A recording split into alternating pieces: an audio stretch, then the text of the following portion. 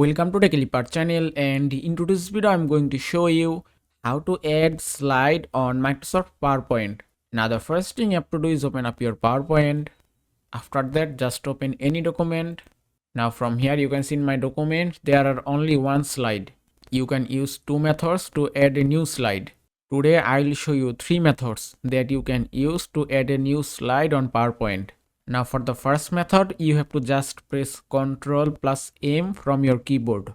So just do it, and that's it. You have to just press Ctrl plus M, and after that you can see the slide has been added successfully. If I do it once again, and it's done. Now for the second method, just click on Home tab. Then you can find slide here, and under the slide you can find new slide option. Just click on this arrow icon. That's it. From here choose any template. If I select it, and you can see that another new slide has been added again. Now for the third method, just select any slide from here and then right click on mouse, then click on new slide option, and that's it. You can see the slide has been added successfully again. And using these simple three methods, you can add unlimited slide in your document. And that is how you can add slide on Microsoft PowerPoint.